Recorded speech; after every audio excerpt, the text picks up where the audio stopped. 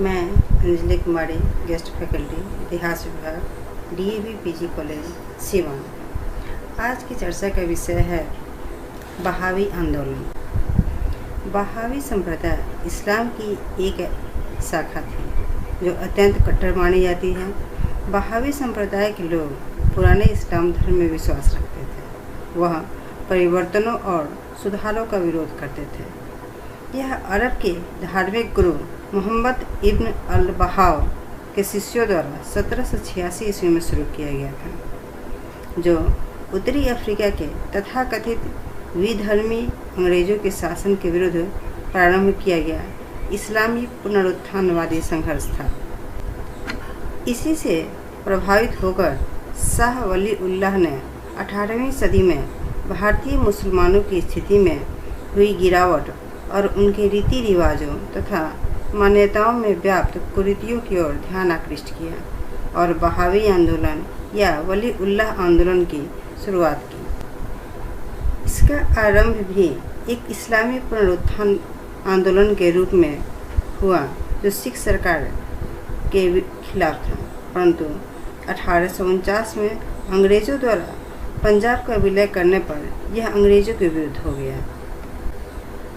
शाह वली उल्लाह के पश्चात उनके पुत्र शाह अब्दुल अजीज़ तथा उनसे प्रभावित उत्तर प्रदेश के रायबरेली के निवासी सैयद अहमद बरेलवी ने उनके विचारों को लोकप्रिय बनाने का प्रयास किया। शाह अब्दुल अजीज़ ने हिंदुस्तान को दारुल हर्ब यानी कि काफिरों के देश से दारुल इस्लाम बनाने का आह्वान किया। अंग्रेज़ों के साथ किसी भी प्रकार के सहयोग को धर्म विरोधी बताया तथा सैयद अहमद बरेलवी को इस जिहाद का नेता चुना गया। इसकी सहायता के लिए एक परिषद भी बनाई गई। शीघ्र ही एक राज्य विरोधी सशस्त्र आंदोलन के रूप में भारत के विभिन्न भागों में व्यापक रूप से यह फैल गया। इसकी शाखाएं भारत के अनेक भागों में स्थापित की गईं। बहावी आंदोलन को बंगाल व बिहार के किसानों, कारीगरों और दुकानदारों का भी समर्थन मिला।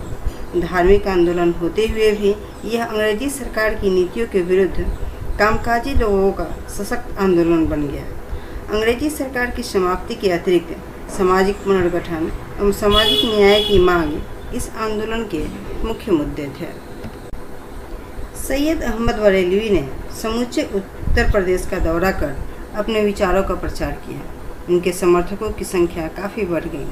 सिरात या मुस्तकिन नामक फारसी ग्रंथ में सैयद अहमद के विचारों को संकलित भी किया गया। उन्होंने इक्कीश्वरवाद और जिहाद पर बल दिया, साथ ही हिजरत अर्थात दुश्मनों के देश से बाहर जाने के महत्व को भी बताया। 1826 ईस्वी में वह स्वयं अपने साथियों के साथ 3000 मील की यात्रा तय कर सिथाना पहुँचे, जो आज के पाकिस्तान में है। धर्म युद्ध के लिए उन्होंने 3 बातों पर बहुत ध्यान दिया। पहला, सशस्त्र सेनाओं की एक बड़ी टोली तैयार करने की बात कही। दूसरा, उचित नेता या सिपह सलार नियुक्त करने की बात की। और तीसरे, इस बात की आवश्यकता थी कि जिहाद आरंभ करने के लिए ऐसा इलाका चुना जाए जहां मुस्लिम शासन हो और जहां से जिहाद चलाया जा सके। इसके लिए पश्चिमोत्तर सीमा प्रांत चुना गया, जहां के कबीलाई क्षेत्र के सिथाना को केंद्र बनाया गया और भारत के सभी प्रमुख नगरों में स्थानीय कार्यालय खोले गए। बंगाल प्रेसिडेंसी के लिए पटना को मुख्य दफ्तर बनाया गया। क्षेत्रीय कार्यालयों की देखभाल की जिम्मेदारी स्थानीय खलीफाओं को सौंपी गई। बड़ी संख्या में मुजाहिद भर्ती किए गए और जिहाद प्रारंभ हुआ। 1831 ईस्वी में पश्चिमोत्तर सीमा प्रांत में सिखों से उनका कड़ा संघर्ष हुआ और इसी बालाकोट के युद्ध में उनकी मृत्यु हो गई।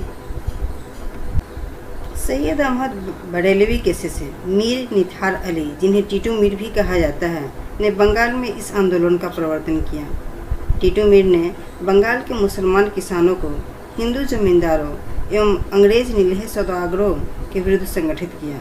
उन्होंने 12 साल में किसानों, श्रमिकों और कारीगरों को जमींदारों के अत्याचारों का डटकर मुकाबला करने की प्रेरणा दी। उनके विचारों से प्रभावित होकर अनेक लोग बहावी आंदोलन में शामिल हो गए। जब नदिया के जमींदार कृष्ण राय ने लगान की राशि बढ़ा दी तो टीटू मीर ने जमींदार पर आक्रमण कर दिया। 1831 ईस्वी में उन्होंने अंग्रेजों के विरुद्ध संघर्ष किया, जिसमें वे शहीद हो गए।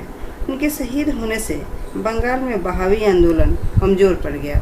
1821 ईस्वी में ही सैयद अहमद बरेलवी पटना का दौरा किए थे और बड़ी संख्या में अपने आंदोलन के प्रति लोगों को आकर्षित भी किया। 1822 ईस्वी से लेकर 1868 ईस्वी तक लगभग 46 वर्षों के लिए पटना इस आंदोलन का केंद्र बना रहा। विलायत अली, इनायत अली, शाह मोहम्मद हुसैन, फरहाल हुसैन के प्रधान शिष्य बने। पटना में विलायत अली ने बहावी मत का जोर शोर से प्रचार प्रसार करना शुरू किया। 1850 ईस्वी में वे अपने 250 साथियों के साथ सिथाना के लिए रवाना हुए। 1854 ईस्वी में उनकी मृत्यु के बाद इनायत अली ने पटना में बहावी आंदोलन की बागडोर संभाली। 1857 ईस्वी के महाविद्रोह में इन लोगों ने सशस्त्र संघर्ष किया, परंतु 1858 ईस्वी में इनकी मृत्यु के बाद मौलवी मकसूद अली ने बहावी समुदाय का नेतृत्व किया। 15 नवंबर 1864 ईस्वी को इस आंदोलन के प्रमुख नेता अहमदुल्ला को गिरफ्तार कर लिया गया और उनके साथियों के साथ उन्हें काला पानी की सज़ा दी गई। इनकी अनुपस्थिति में मौलवी मुबारक अली पटना केंद्र के नेता चुने गए। इनके अनेक सहयोगियों पर मुकदमा चलाया। एक अनुमान के मुताबिक पूरे देश में बहावियों के केंद्र को नष्ट करने के लिए 1850 से 1863 ईस्वी के बीच में करीब 20 सैनिक अभियान सरकार के द्वारा चलाया गया। बहावियों के केंद्र सिथाना और मुल्का नष्ट कर दिए गए। अनेकों को गिरफ्तार कर मुकदमा चलाया गया और काला पानी और जेल की सज़ा हुई। इन दमनात्मक कार्रवाइयों से 1871 ईस्वी तक बहावी आंदोलन नष्ट हो गया। तथापि बहावियों का छिटपुट प्रभाव प्रथम विश्व युद्ध तक बना रहा। बहावियों का यह आंदोलन अपने आप में भारतीय इतिहास में एक महत्वपूर्ण स्थान रखता है। यद्यपि बहावी आंदोलन मुसलमानों का पुनरुत्थान आंदोलन था, तथापि बंगाल में यह किसान आंदोलन और राजनीतिक आंदोलन बन गया। बहावियों ने किसानों और निम्न वर्ग के लोगों को संगठित रूप से शोषण से बचाने का प्रयास किया। सरकार विरोधी अभियान चलाकर बहावियों ने 1857 ईस्वी के विद्रोह के लिए एक वातावरण तैयार कर दिया। बहावी आंदोलन ने मुसलमानों में न केवल एकता की भावना भरी, बल्कि अंग्रेजी विरोध की विफलता ने मुसलमानों को एक नई विचारधारा को भी जन्म दिया, जिसके नेता आगे चलकर सर सैयद अहमद खान बने। धन्यवाद।